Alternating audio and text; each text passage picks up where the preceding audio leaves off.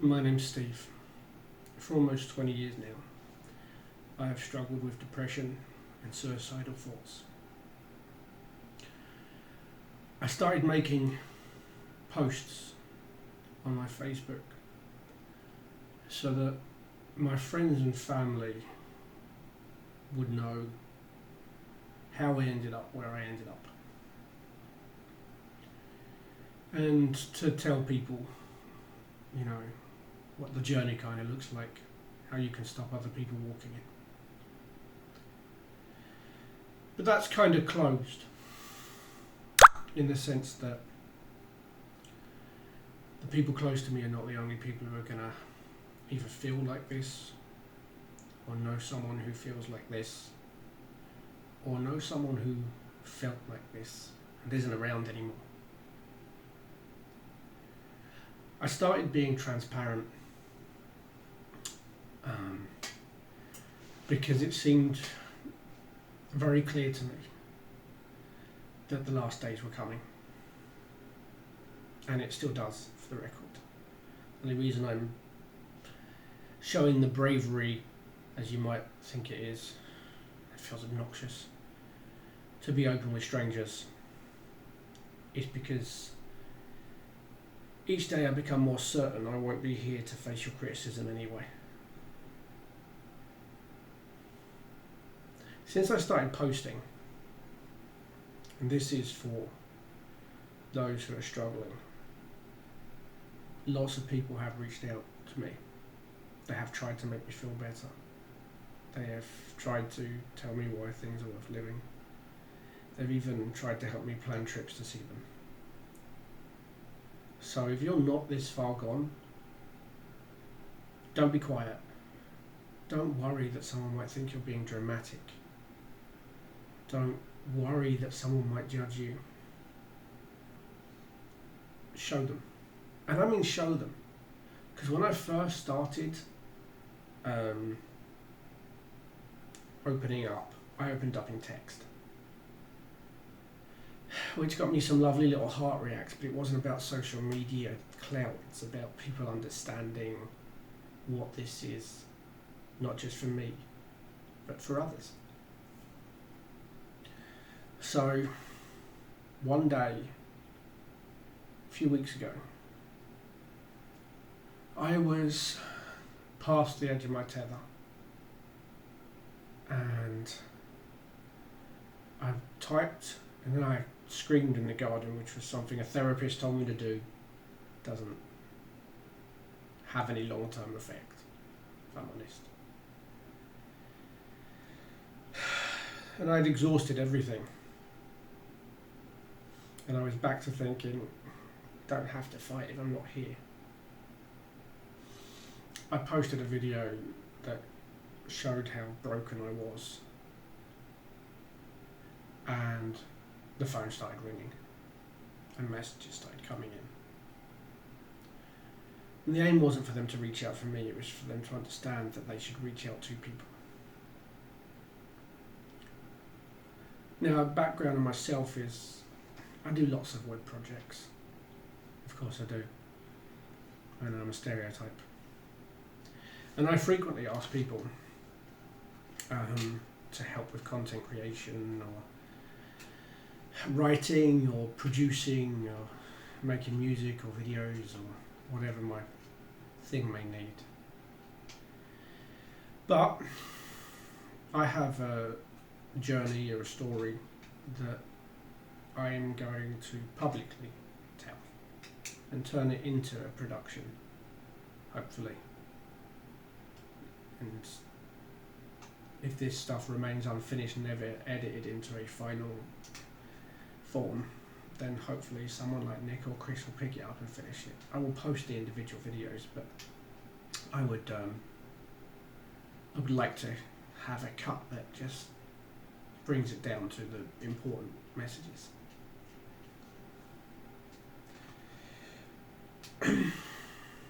I hope that someone who watches this, who feels lost, will reach out to someone and it will help them. And if you're not lost and you're just here to watch, remember there could be someone so close to you, suffering so silently. So if there's someone on your contact list or your friends list who you work close with, phone them, message them, just catch up. Don't push or probe into anything, just catch up. Because the right phone call at the right time could save someone's life.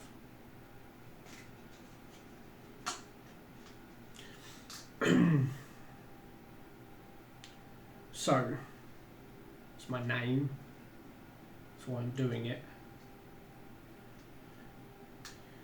I am medically depressed, and that comes in two sort of forms.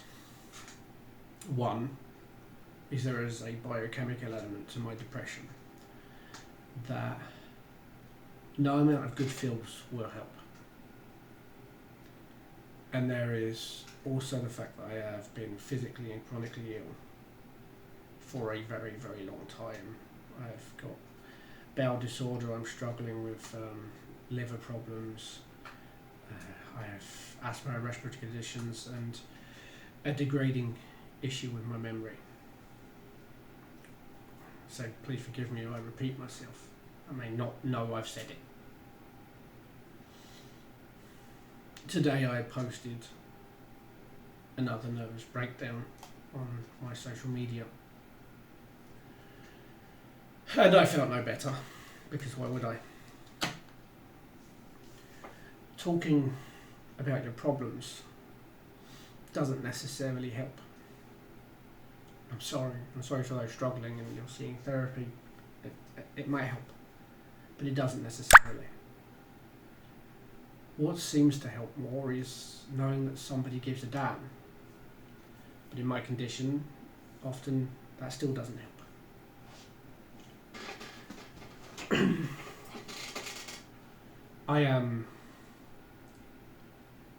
I'm not focused on surviving anymore. I am focused on trying not to, because I want to be gone with pretty much all of my heart. But I want to leave something behind that prevents people following me, or even one person. So, I felt like this from school, and I used to have fairly severe panic attacks, aggressive mood swings, and the doctors placed me on propranolol BP beta blockers, which did control the panic attacks, and even without them I felt more human, and the depression faded back a little. I had an accident when I was 15, before in England what we call our GCSEs. I went through a glass door and I severed the artery and all the tendons in this arm. This serves for two things. One, an extensive recovery time. I lost a lot of blood. I lost functionality of the hand, and I missed a lot of school, and I went from being a well-graded student to barely passing my exams because I missed the coursework and several of the tests during my very long recovery. Physiotherapy, I think I had physio for 6 months after I finally came out of the cast, and the hand never went back to normal, even now, which again will come into this as the story progresses. I don't know how much of the story you'll get today. I have children, I'm expecting one of them home, so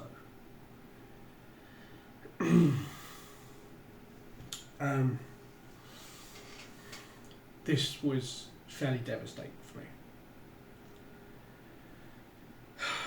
When it came time to do the A-levels, which is what you'd follow your GCSEs, I wanted to do mathematics and physics because I had two aspirations. One was film entertainment and one was science and physics. Because even then, physics as a field felt like something where I could make a difference in the world. So I wanted to. And media felt like something I could make a difference because I always envisioned, and I kid you not as a teenager, that I would make my millions and I would build low income housing and low income food supplies. I wanted to change the world. And maybe setting the goals for myself that high in my early teens is part of my problem.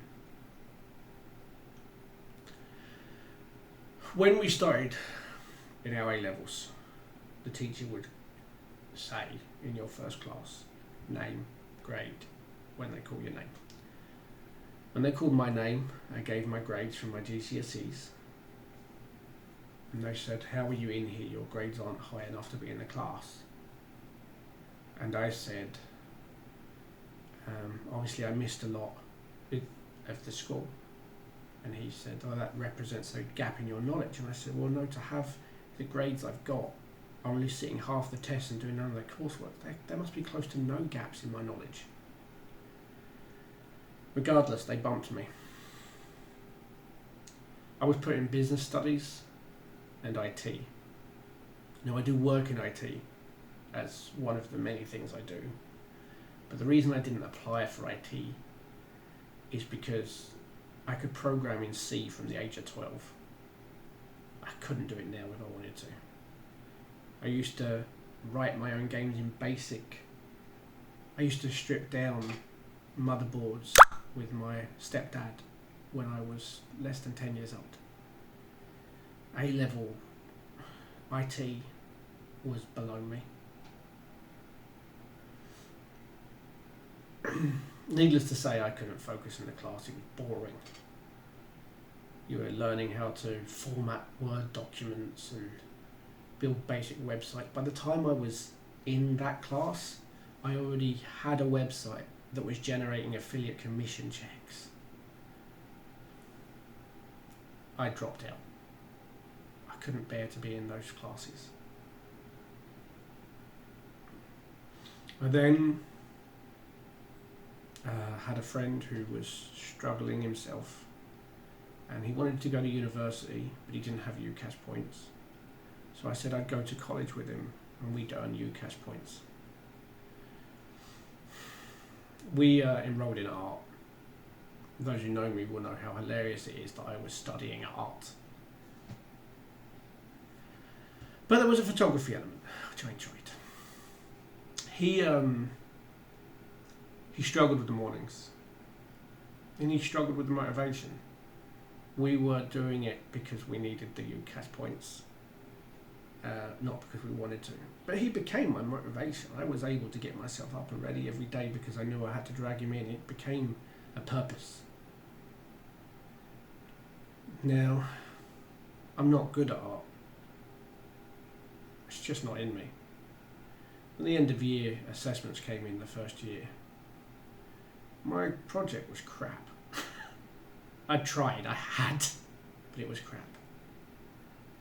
And 17 at this point, the head of the department was yelling at me about how I wasn't making an effort, about how I was holding him back. So I said to her, go fuck yourself. I'm out. Let's see if he turns up for another class. He didn't, obviously. Which actually meant that I didn't just fuck myself, it was years before he went back to anything. He's doing very well for himself now. His life got back on track. So, it didn't end terribly. Going forward from there, I'm sorry, this is very life story-ish, but part of understanding is knowing something background. I ended up in Luton, living with a friend, Nick, who still supports me to this day. He still listens to me, still looks out for me, still tries to help me whenever he can. And one day I was reading my .NET magazine, and they had this thing for start your own online radio station with Live 365. So this was 2004 actually. So yeah, I was 19 by now. And me and Nick went, sounds like fun. So we knocked up our radio station. It was CKDS Radio, and it very quickly became a very listened to station. It was amazing. We do weekly shows. I've listened back to them recently. I don't know why people listen to us. It was the quality of the sound is just something else, and the technical mistakes. But you know, we had a jingle CKDS Radio fuck up because people enjoyed what it was. That became something that was a me thing that did make me happy. I had my eldest son, Jack, and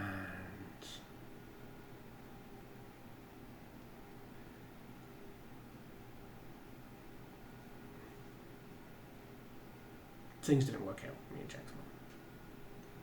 We were young.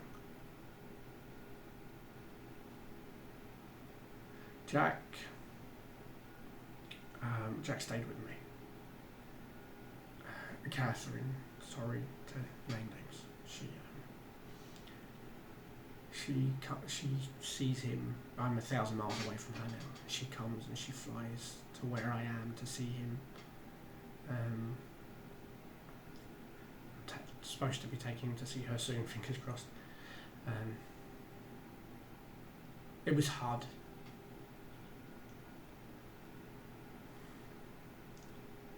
Me and Jack ended up living in the house in Bournemouth, alone, with a few full start relationships. I dated someone who was emotionally abusive and physically abusive. I went to my sister's wedding with a black eye.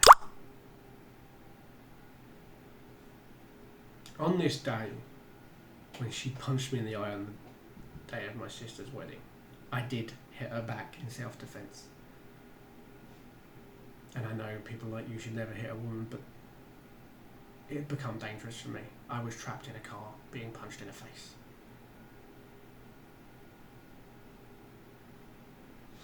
My uncles were so furious that I had defended myself. I had received actual threats from my own family. So I had to reconciliate with her and take her to the wedding so she would call them off. Because domestic violence towards men is not important.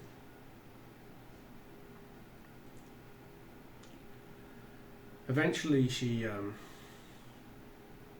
slept with one of my friends. She had dated him before we met, and I went out, got drunk and came home with someone else.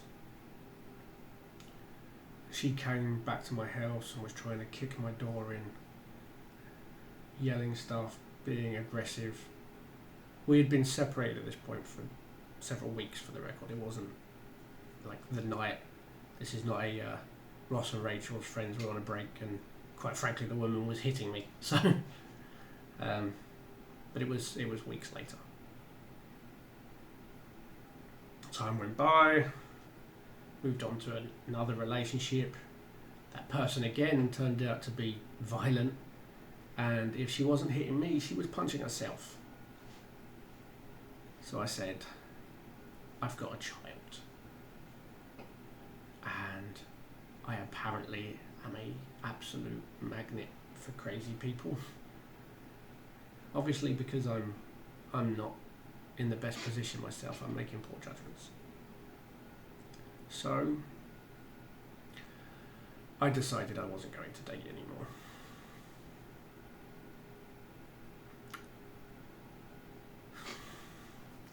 About, I don't know, 2 months after that, my friend calls me and he says, will you walk the dog with me? Such and such has broke up with his missus. I can't be dealing with all of the complaints. Please just come with me. So I said, okay buddy, I'm coming. We are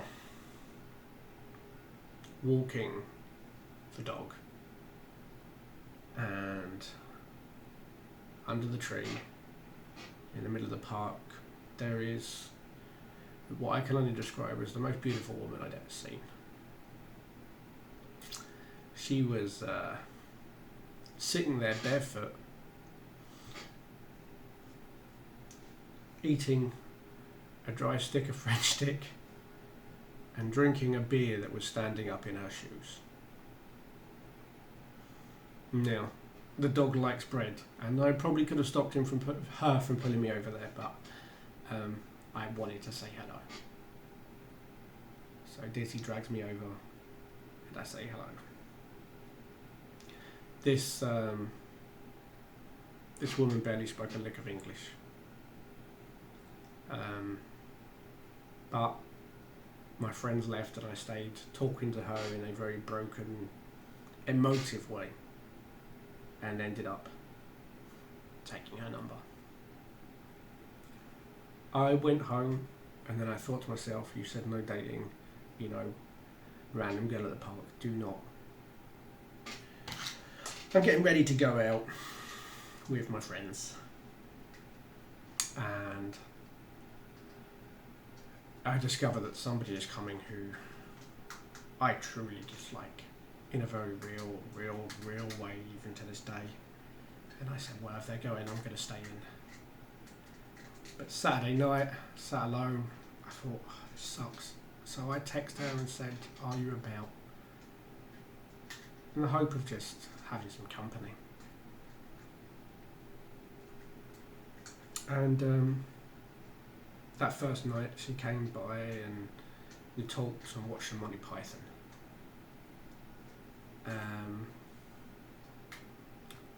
I remember thinking about whether or not I could get away with holding her hand and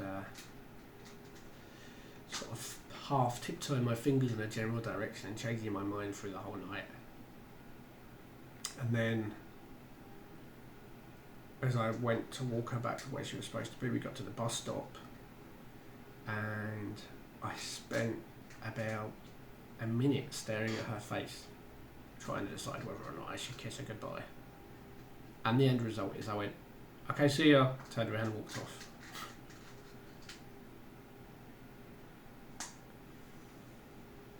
See, this all doesn't lean into depression, I know. But bear with me if you can, or skip to what will be the next video, because I'm just trying to get you to where I am today. Time went by. We met a few more times. I started trying to teach myself Czech. And I learned, like, you've got beautiful eyes and I'd like to kiss you, you know. I was trying to be romantic. I remember her telling me it melted her heart to hear me say these things in her language.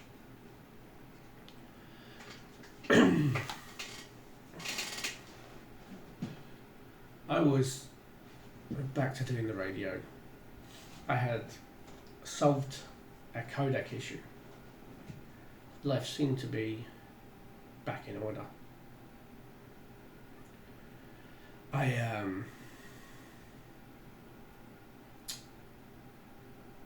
She came to check and we were video calling, messaging every day,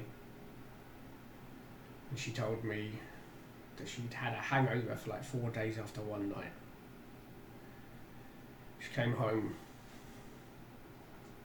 and took a pregnancy test.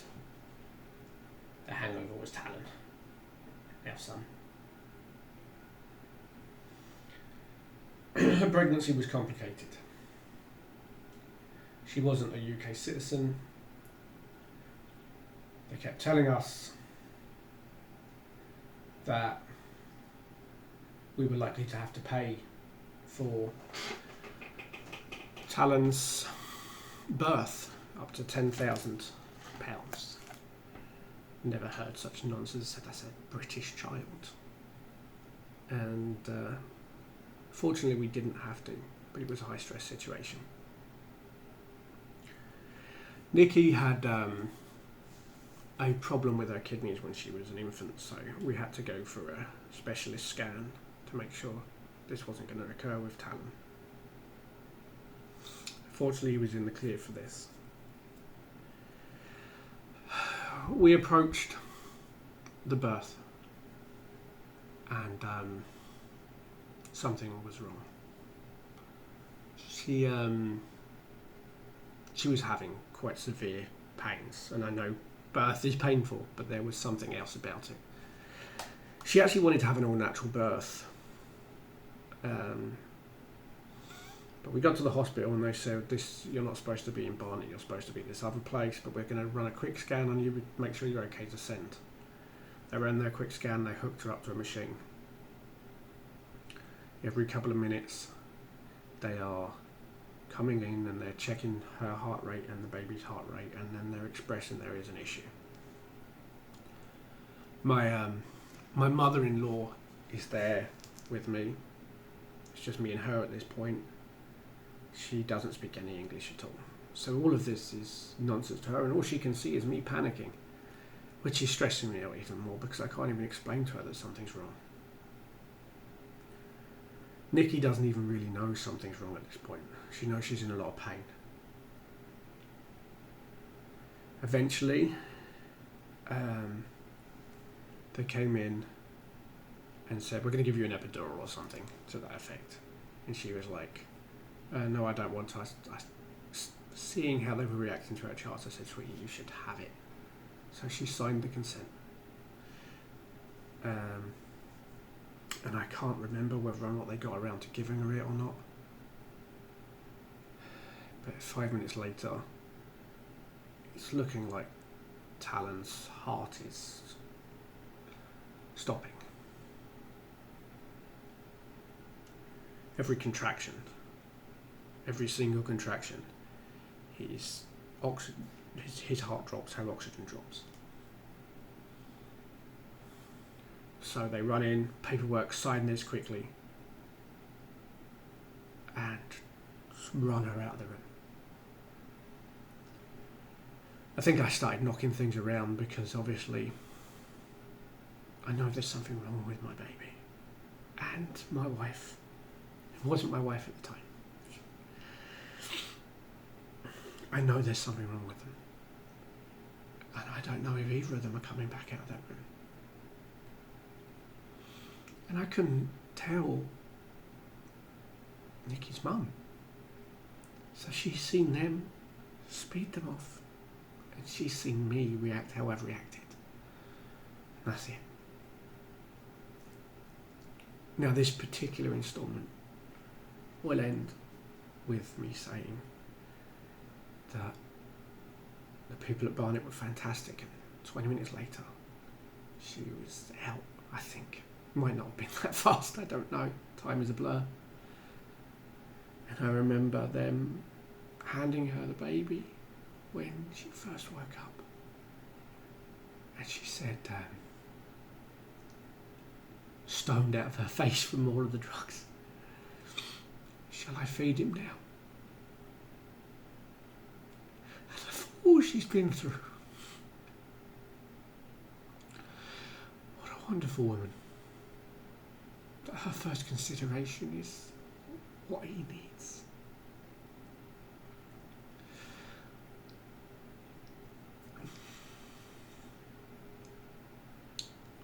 So,